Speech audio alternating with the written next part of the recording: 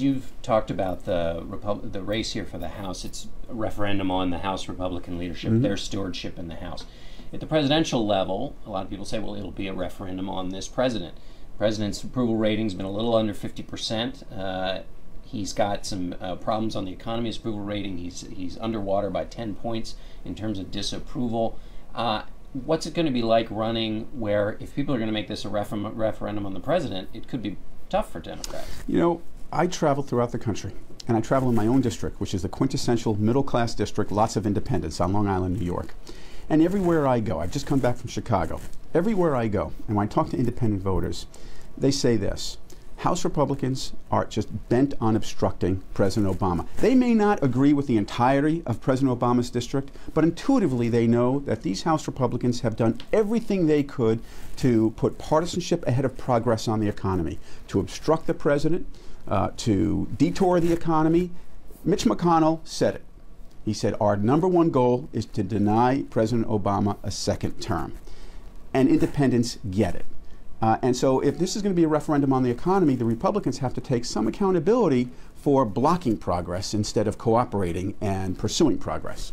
But those independents also look at the president's claims that he was going to have unemployment under 8%, that this economy, the economy was turning around, and it hasn't. People don't feel 60–70% think we're going in the wrong direction. People don't think their lives are getting any better. The independents can't be not mindful of that. If you're an independent, if you're a Republican, if you're a Democrat living near Detroit, you will remember that the auto industry was on the precipice. It was collapsing. It was in free fall. This president and House Democrats made some tough decisions. Republicans opposed what we did in order to save the American auto industry and manufacturing.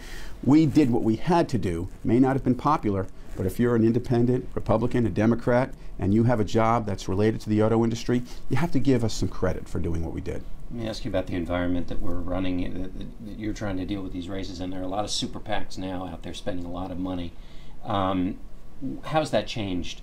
The landscape, the ability to communicate with people, the amount of noise that people hear? Sadly, it's changed everything. It's the one thing that does make me toss and turn at night. Everything that's been under our control with the Democratic Congressional Campaign Committee we have done. We've outraised the Republicans by $10 million. We've out-recruited them, we've out-redistricted them, we've out-energized them, we've out-mobilized them. What's out of our control are these super PACs, these secretive stealth groups that will beam into districts without disclosing where they got their money and say whatever they want to say about candidates.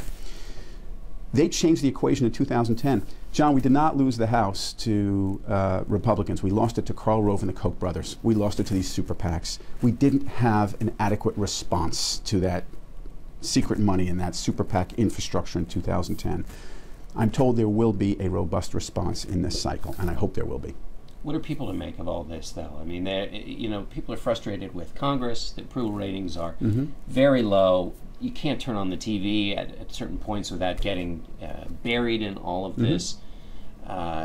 What's it like to run with the electorate where they just think nothing's changing in Washington, and the way in which this campaign is being conducted is grim? That much is just a tough environment. If you don't think that enough has changed in Washington, then you got to change the leadership of the House of Representatives. You got to change the people who have chosen ideology over ideas and extremism over solutions, and vote for a Democrat. One of the things I'm most proud of, because of this terrain, because of this environment, is that we put a premium in recruiting not people to the left or the right, but people who are about moving forward. We tell our candidates, don't run ideologically, run like a mayor. People want solutions in this environment. So if you knock on somebody's door and they complain about a pothole outside, don't tell them that's not a federal responsibility. Grab a shovel, get some asphalt, pave the pothole. We've got a NASA astronaut.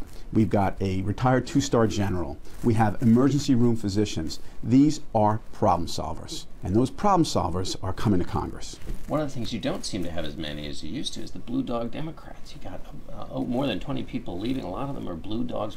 Are they gone? Is this notion of of Democrats who could, were kind of more towards the middle. Is that an extinct species? Well, I hope not. One of the things that I value most about our caucus is its diversity. I mean, take a look at the Republican caucus. I call it the Stepford caucus. They walk alike, they talk alike, they think alike. Our caucus has diversity, a diverse range of opinions. We look different, we talk different, we think different, and so we value everyone.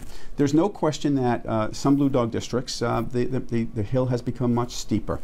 But I don't care whether you're living in North Carolina or New York.